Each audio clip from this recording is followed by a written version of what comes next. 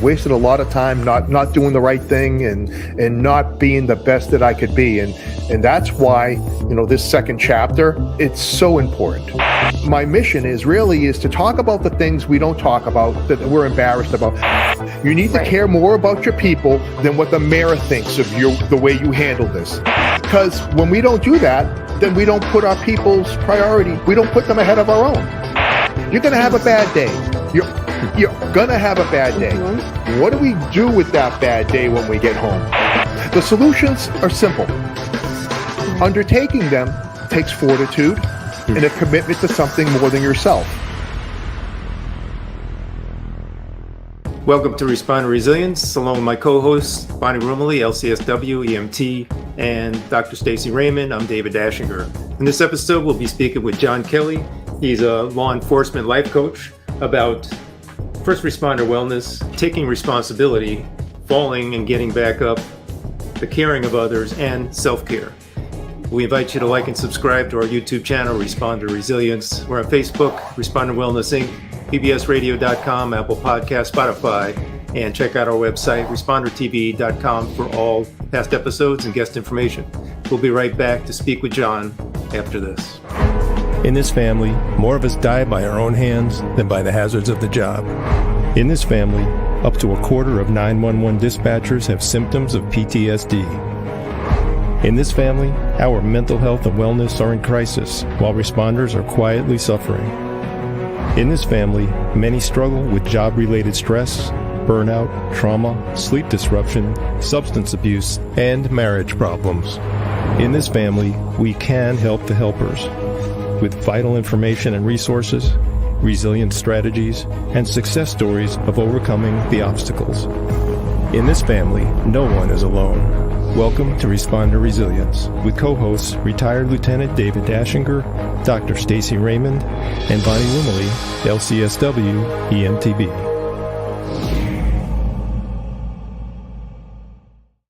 Today we're joined by John Kelly. He's a law enforcement veteran of 33 years, and John was involved in hundreds of critical incidents and a wide variety of specialized assignments. This diversification has given him a unique perspective in understanding the needs and obstacles facing our first responders. The greatest threat to his survival wasn't the multiple attempts on his life from suspects, but came from within. An alcoholic, addict, and adulterer, John struggled to overcome the darkness of PTS and suicidal ideation. Overcoming these obstacles made it absolutely necessary for him to show our brothers and sisters how you can fall, sometimes repeatedly, and keep getting back up. Great to meet you, John, and have you on the show, and welcome to Respond to Resilience. Thank you for having me. I'm truly blessed. It's great to be here. So, John, I'd like to start by asking you, throughout your long career, what have you observed with regard to stress among first responders as they progress through their careers? It's a great question, Stacy. I think when we start out, I've got a window of 30 years, and when you start out, you don't know what you don't know. There was no such thing as talking. We don't talk, and the coping mechanisms that were widely available were drinking, at least in my circle, and I think most circles. And so for an alcoholic, I was an alcoholic before I got on the job. And I go, how could you be an alcoholic and get hired? Well, an alcoholic was interviewing me. I mean, you don't have to go far in this thing of ours to see people struggling with addiction. And we kind of become experts at it for time period X, right? We're able to manage stress in a very dysfunctional, destructive way. And it's usually not until you come smashing up against a wall that either you're forced to get help or it's something that there's just no other alternative. So stress, I think the progression, I think the generations that have followed me, there's an awareness, right? There's an awareness that maybe drinking to the point of oblivion and passing out isn't the best way to deal with the trauma that you've been exposed to. And maybe, just maybe, talking with culturally competent therapists and developing a network like you've developed here of people that care, that might be a better way to go ahead and address the issues of stress. And I think that we're on a great path now. So, John, for someone listening to this podcast who has this very struggle that you're describing, how would that person have the courage to break the cycle of self-destruction? What do you think has to happen? Because obviously we have these conversations hoping that we're affecting change, and we know that we are in a lot of cases, but what would you say to that person in terms of getting the courage to face it? Great question, Bonnie. So I wish I could tell you, Bonnie, that I had this epiphany that I needed to do something about my drinking, and that wasn't the case. And that plays into other people, right? See, when you're in the middle of it, when you're in an addicted state, you knowing that you're a problem, it doesn't happen. Right. And so on one of the many nights, I showed up to work drunk. I had friends. I talk about the difference between supporting and enabling. Well, my squad enabled, right? Because I think we enable when we don't see a viable option forward for our friend. So instead of, if there's no way to get him help without him losing his job, then I'm not going to get him help, and we're going to enable. So I showed up to work drunk. My partners covered my zone, answered all my calls to about 4 a.m. while I slept it off. And then the sergeant needed to see me at 4 a.m. because I never made it to roll call. And so he was an alcoholic as well. Thank God, because I think he saw him in me and pity on me. And so he sent me home. He could have arrested me, could have put me in the back seat of the car and taken me to the bat to have my blood alcohol tested. He didn't. Brought me back the next night with the other sergeant, and they sat me down and they said, hey, that will never happen again. You have two options. We can command refer you, or you can get help on your own. The choice is yours, but it's never going to happen again. And so I went to our EAP, and it was a hard conversation to have, but it wasn't scary because it went like this. For everybody who's struggling with, should I get EAP involved? Hey, Judy, I've got a problem drinking and I need some help. She says, give me a second. All right, give this guy a call. Click. That was it. That was it. It was beautiful. There was no monster there was no shame. It was, you need help? Give me a second. Let me go through the Rolodex, because that's what we had back then, Rolodex. And so I call a guy who's a retired Davy cop who runs AA meetings for cops Thursday nights at 8 o'clock at his house. Who would have ever known that such an animal existed, right? I mean, so this whole, I don't want to make the call. I'm afraid of the stigma. Bullshit. There is no stigma. Everybody knows you're the drunk, by the way. If we think that we're doing such a great job of not letting anybody know our business. When you're passed out in uniform over the front wheel of your police car trying to back it up in the driveway, everybody knows you're the drunk, right? So let's not keep the secret that you think you're keeping anymore. And so I made the call, and that was the first step in me taking my life back. I'm David Dashinger. I'm executive producer and host of Respond to Resilience podcast, and we'd like to welcome the Angio Foundation on board as a top sponsor on a national level. We became aware of their work in 2018, along with 9/11 Cancer Scan, and as we've become acquainted with their work, also the work of Dr. Robert Bard, we also forged alliances with Firefighters Against Cancer and Exposure and the New York Cancer Resource Alliance.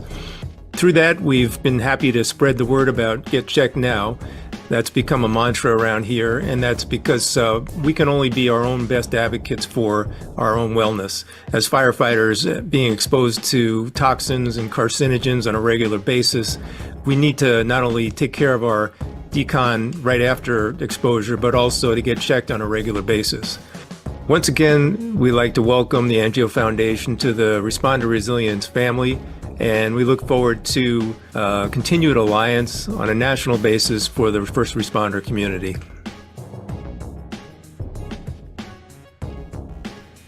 And thank you for sharing that story so honestly.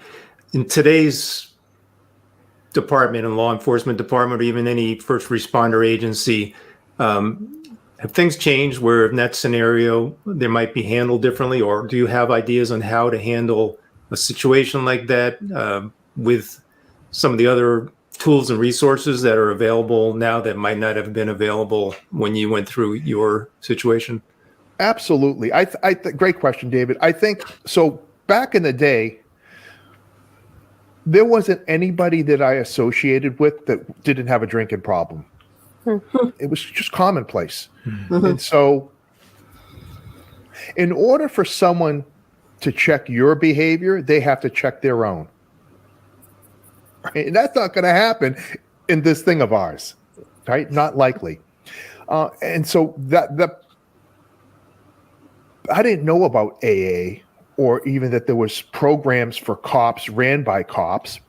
I think the awareness component, right? And the establishment, the formalization of peer support, I think is a great first bridge to take you put your toe in the water, right? Just a little bit, and you go, oh, okay, all right, that's not that bad. I think peer support is the welcoming embrace that first responders need to know exists, because that's non-threatening. Right. That's not scary. That's just, hey, Jimmy saw me and he approached me because I look a little off and I look like there's something on my mind. And the conversation started with a colleague. And I have this theory.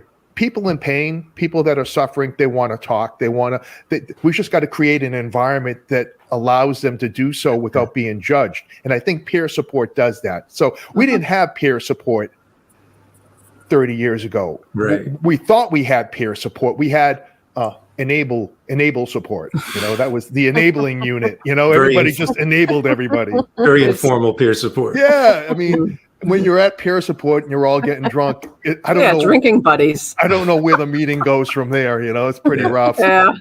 But there's also, the difference between having that conversation, whether it's peer support or, reaching out to EAP, under somewhat normal circumstances versus the cry for help when something really, really bad happens, right? Like an MVA, like someone's, one of our guys gets into a car accident because they're drinking. Those are the things that, we don't want to see happen, but like, how can we be proactive to, reach those people before that happens? And I think, David, to that point, everybody's got to know, and it's I'm hopefully speaking at an internal affairs investigator conference this year, and it's like, I was suspended 3 times and investigated by the FBI. I mean, and I think I'm a pretty good employee, which is kind of the dichotomy of all that. It's crazy, but there's got to be an environment that's created. When we've got all these catchphrases in this space of ours, right? We got to make it okay to not be okay. Right? Love it. But what is that? What that means is that command can't treat you like a pariah. Command can't penalize you for having a problem. And I'm of the school that, listen, everybody gets one. Everybody gets one, right? You get one oops, right? Unless there's a death or a serious injury as the result of your malfeasance, everybody gets one. And it's what you do with that opportunity, right? I think we're so conditioned that everybody has to get smacked. And when everybody's got to get smacked, I don't know that I want to raise my hand, or you know what, Right. as a friend, I don't want to report or bring to light John's inappropriate behavior, because you're going to smack him and you're not going to get him help, and you might cost him his job. And I'm not going to be the reason that happens. So I think it's incumbent upon leadership to be very clear, not to condone, right? But the message needs to be, we don't care what you got going on or how you got there.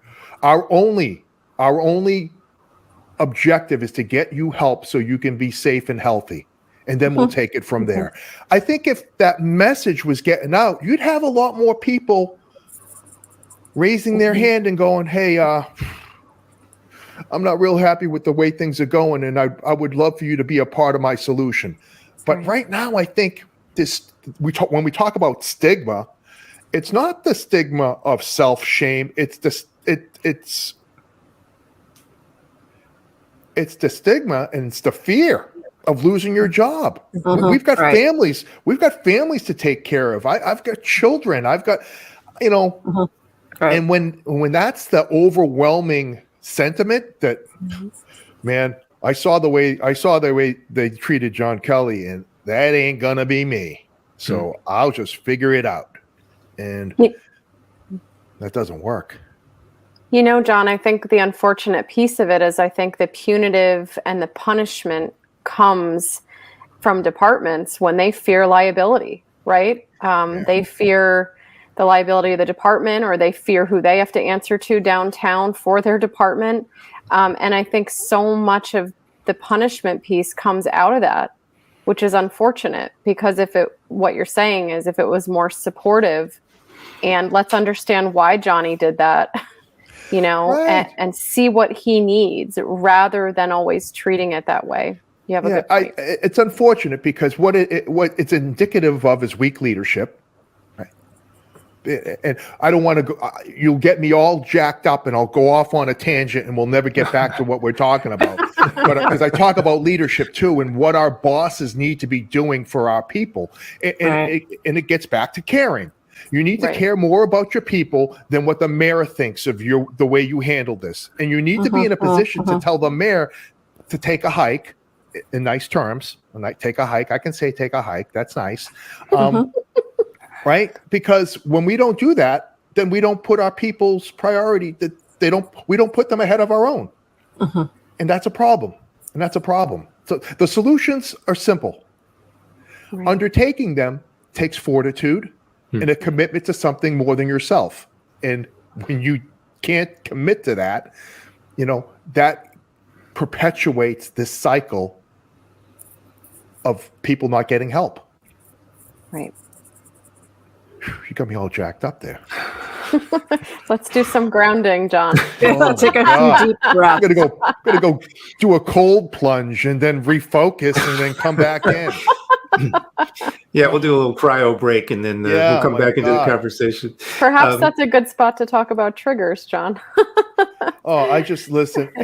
I've been blessed to have so many good bosses, but you learn just as much from the good as you do the bad, and it pains me, right? Because listen, I haven't always been a good boss. I've been a real shitty boss at times, not putting my people ahead of me. And it's when you come to that realization and you start having those conversations with yourself, it's not a good place to be. It's necessary, but it's not a good place to be. So another one of my failings, then you realize, wait a minute, I don't have to do anything superhuman. I just need to care more about their well-being than mine. And then if I do that, my well-being is elevated. Oh, okay. And so, it's there's so many lessons along the way, and that's what I think the thing that makes dealing with stress and trauma and falling is so multifaceted is that you can't just say, okay, do this and then you're going to be okay. Right. There's a whole bunch of things that need to be done, that need to be sustained for you to be where I'm at right now. I'm in a really amazing place right now. And it's shocking to me that it's taken me as long as it has. I mean, I'll be 56 next week. And, you know, I wasted a lot of time. Not doing the right thing and not being the best that I could be. And that's why, you know, this second chapter is, it's so important. It's so important. Our mission at Responder Wellness Inc. is to subsidize or provide free of charge safety equipment and wellness services to first responders, including police officers, firefighters, EMS personnel, and 911 operators throughout Connecticut. Resources include scholarships to train new EMTs, a responder and veteran-only AA group in Danbury, Connecticut, as well as police vests, a fire and EMS boot program, yoga classes, gym memberships, and T-shirts. The founder of Responder Wellness Inc. co-leads a peer support group sponsored by Fairfield County Trauma Response Team. Responder Wellness Inc. is a nonprofit 501c3. Find us on the web at responderwellness.org, on Facebook at Responder Wellness Inc., or email us responderwellness@gmail.com. Responder Wellness Inc., putting responders first. So for you, John, it really took a sergeant reflecting back to you their observation, right? Rather than being punitive. So really just inviting you to look, you know, at yourself based on their observation of you, that this was really unhealthy behavior. Right. And to your point of if command staff can look after their own, it kind of gives permission for the police officers, firefighters, whoever the first responder is, to then look at themselves and take care of themselves. It really does have to be modeled from the top. But now with police, there seems to be a challenge of like excessive use of force. If you look at the George Floyd incident, right? I think chiefs seem to be, wanting to keep at least law enforcement on their toes and not, breaking any rules. So that's now like a new conundrum. It's almost like just as we started through peer support and like people paying attention to their symptoms and getting help for their symptoms. Now, there's this focus on excessive use of force and the public videotaping police in their behaviors and putting out the worst, putting the worst of it out there on YouTube. So how do we reconcile that police chiefs feel the pressure of, well, yeah, we have wellness issues, but we also have, we're in the spotlight as police officers. I take issue a little bit with your first statement, and this is coming from a place of love, okay?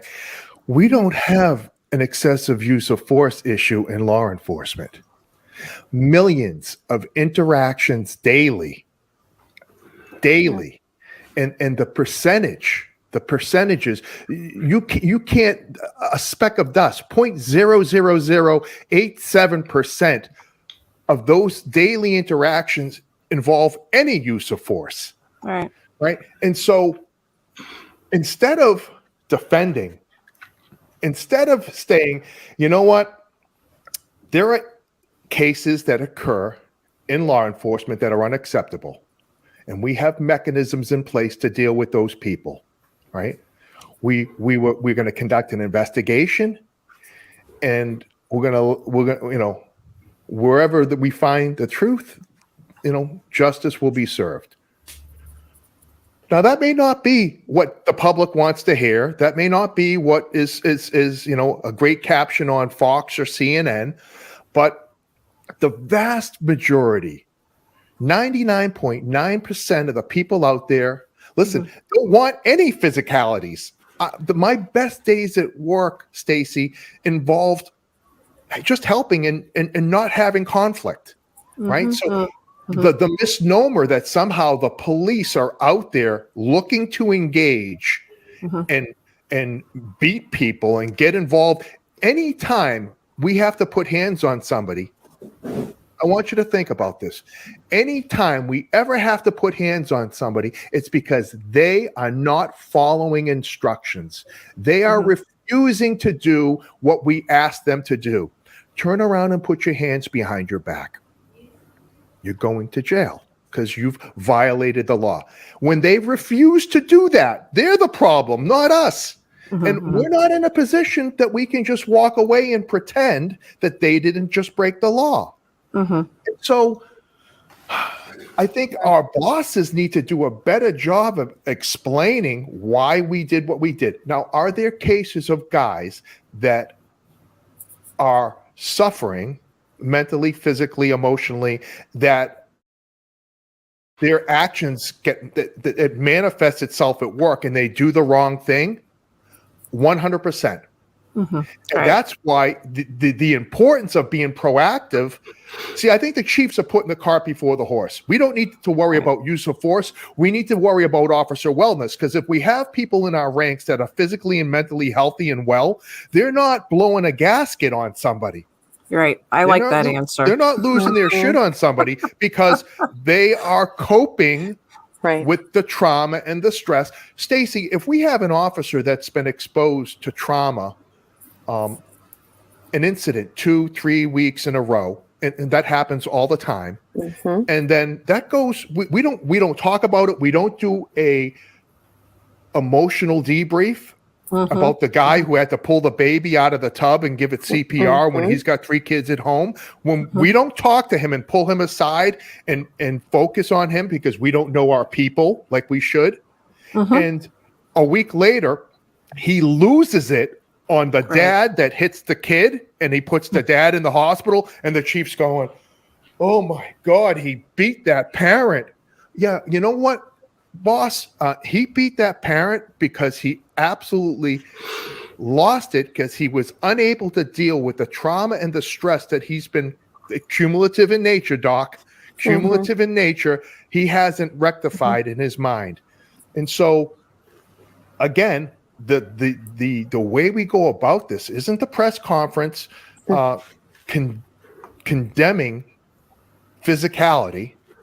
It's a horrible, let me tell you, I did it for 30 years, and there's not much you can do with somebody that says, nah, I'm not doing what you told me to do. Right. You got to make them. And if you've ever tried to make somebody do something physically, it gets ugly and messy real quick. So I think our efforts, to allow the chief at the microphone to throw his shoulders back and be confident about his men and women, he needs to know that they're doing everything in their power proactively, preventatively, to make sure they're healthy and well. And I think if that becomes the focus, you don't have those issues. You don't have them. I mean, I have a tendency, and I'll concede to this. I like to oversimplify things because that's what my brain understands. It understands simple.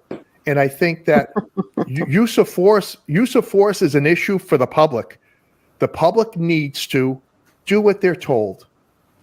And then we'll work it out, right? But you can't, we can talk about de-escalation. Listen, de-escalation gets more people hurt. See, because we're not driving the resistance.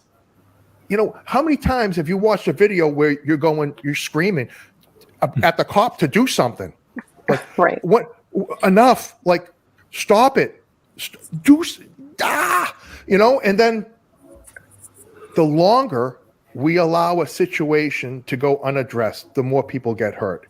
And so I think that if we invest in our people's physical and mental wellness, genuinely, not some box checking system that we have in place just so we say we did something about it, that if we actually care about our people's well-being, that ripple effect, the community is one of the sole benefactors from the department having healthy officers in its ranks.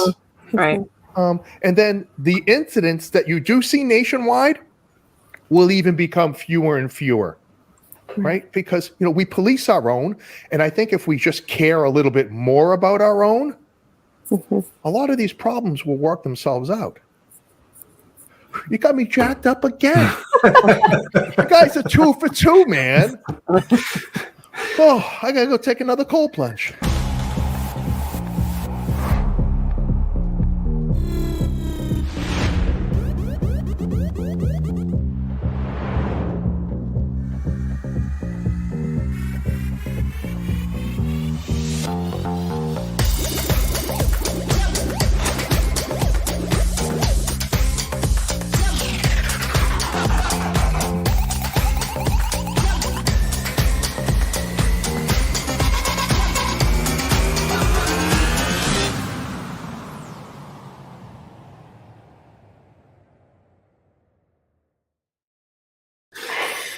I have to say that, wearing my EMS hat, it's been wonderful actually to see a lot of police officers, they do not want hands-on at all for themselves. And I think the public really doesn't understand that.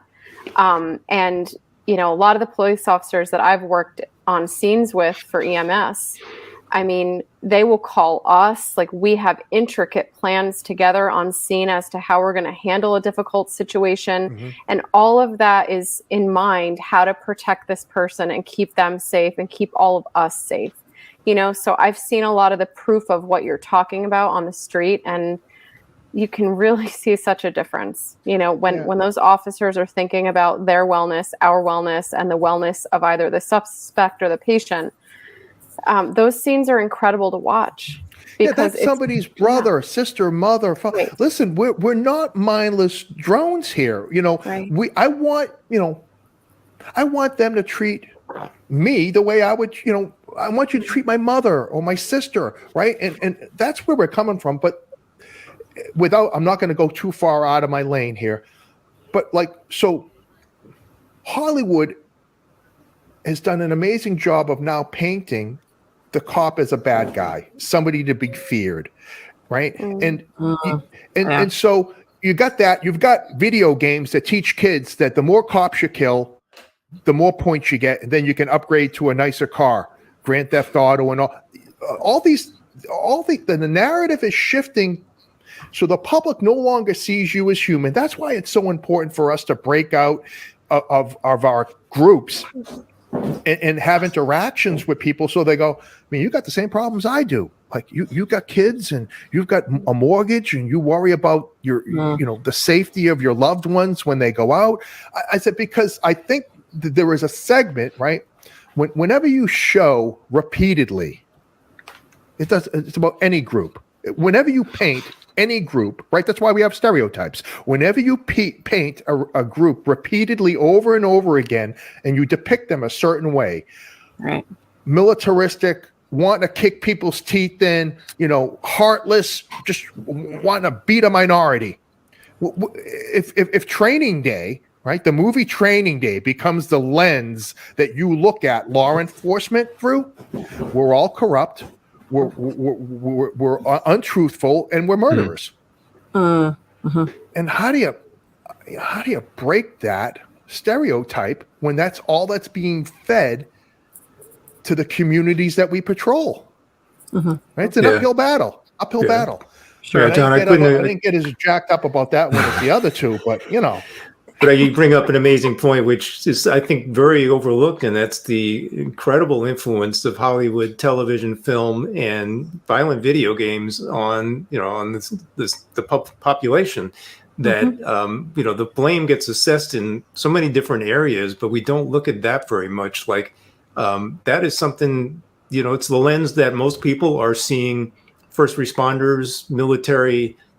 You name it. That's the lens that's the only lens they have, right? They don't know what it's like to be a cop, a day in the life of a cop. Right, and so we need to somehow get that perspective out there, right? Right. And then when you add to that dynamic, the lack of a strong father figure in the home that can tell the kid, hey, not all cop, this isn't real what you're watching. That's not the policeman is your friend. And if ever you get lost, if ever you need help, you run to that man or woman in uniform because they're going to help you. That's not the narrative that's getting. It's like if you see the cop, hide from them because they're all killers. And then you're what the heck are we doing, man? Mm-hmm. Well, you know, up is down. It's crazy. have you ever seen the documentary on HBO with Ernie and Joe, Crisis Cops? I have not. I'm aware of it. I have not watched it.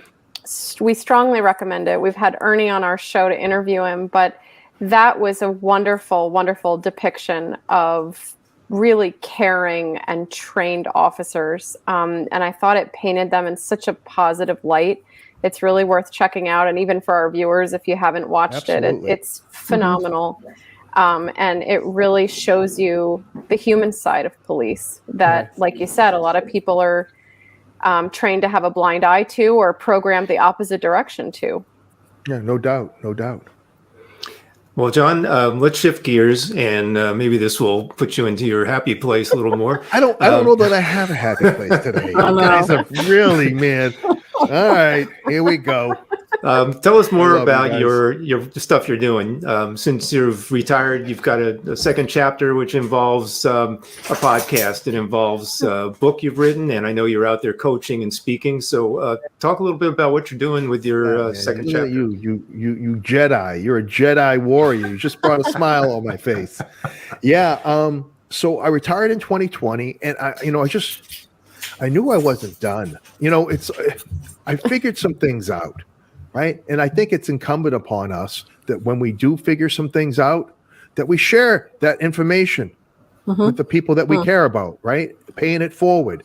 So I developed a wellness program called Sometimes Heroes Need Help, and it revolves around your personal, professional, financial, physical, and mental health.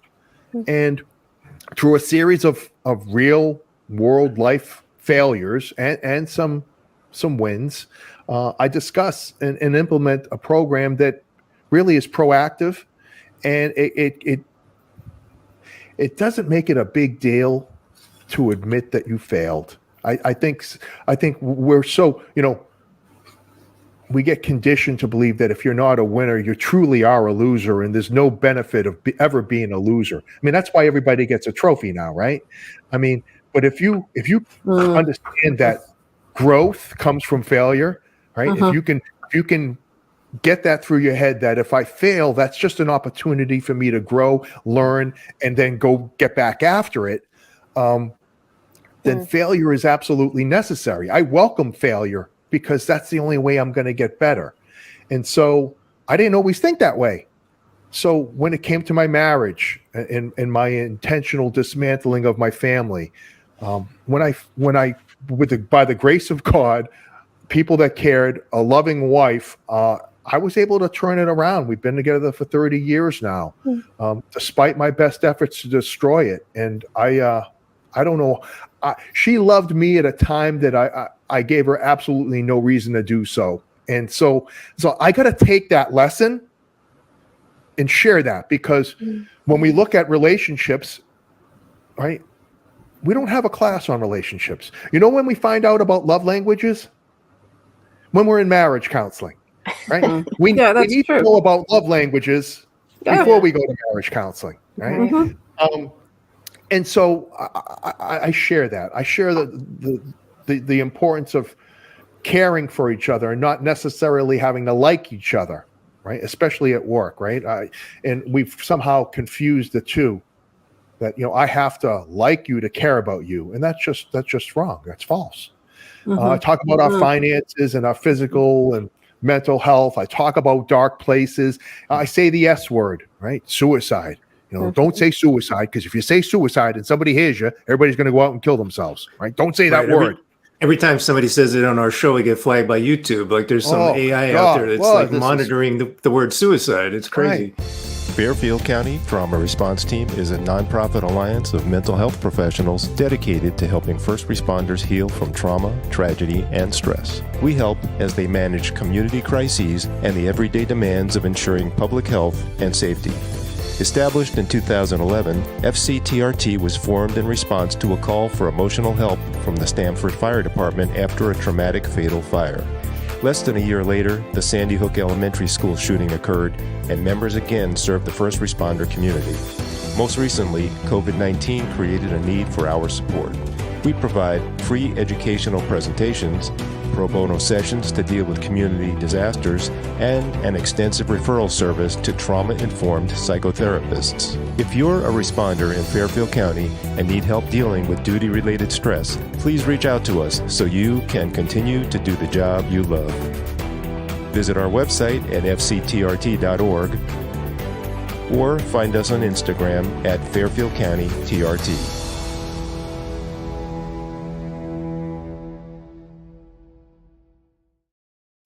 There's a woman named Dr. Olivia Johnson, real smart cookie. And We she's just come spoke up with with her. Talked to her this week. she's a sweetheart. So Yeah. I've been talking with her for a while, and her fatal 10, right? It's not about one incident. One incident can be the catalyst for an avalanche, right? But it's usually a series of events and areas in our life that have gone unaddressed for time period X. And, so I like to say we all experience a slide, right? Everybody experiences a slide. The key to us staying healthy is being able to stop the slide before it becomes an avalanche. Because once we're in an avalanche, everybody dies. Right? Nobody's surviving an avalanche. So addressing all those variables preemptively keeps that situation from ever developing. And so I think that's really where our efforts need to be. And so that's what my mission is to talk about the things we don't talk about, that we're embarrassed about. I talk about my affair. I talk about the shame. I talk about sitting down on my daughter's bed and trying to rationalize to her that things were going to be better, that she was going to have 2 Christmases and fucking, 2 homes and 2 bedrooms. And it was just horrible. And when I share those raw moments, I've got people come up to me, texting me, hey man, I go, right, you're there. Okay, so let's talk about how you start making decisions that are in your own best interest, right? And we're all the same. See, the 4 of us, we are all the same. And we all have trials, tribulations. We all have things that we're awesome at, and we all have things that we lower our heads because we know we could be better at. And when somebody verbalizes that, I think it gives everybody in the room permission to go, Absolutely. that's me. That's me. And guess what? I'm not alone, because that guy's really messed up. I'm not as messed up as he is, but if John Kelly can get through steroid addiction and destroying his marriage and his finances and his kid and be an alcoholic, and if he can come through that, I only got one of those things going on. Shit, I got this, And then I think that lowers the barriers, and it allows people to see situations for what they are, which is a moment in time, right? Nothing's permanent. It's just a moment in time. And then I think when we look at that and we can reflect on that there's absolutely no reason to apply a permanent solution to a moment in time, because this too shall pass. And then once we start believing that allows us to get up tomorrow. So what you're saying is, that those mistakes, they don't define you as a person. Thank you. And yes. And by having the courage to talk about your own mistakes, what I think happens is it gives permission, to use your word permission, it gives permission to be vulnerable, to say, I have made some mistakes too. There are some areas in my life that could use improvement. You end up opening the door by talking about it. I think that's what happens, Stacey. And I think that in that moment, really difficult, shitty conversations are normalized. It's not a big deal. We can talk about it. We can talk about you not being your best. And then we can also talk about how you incrementally get to that place that you want to be.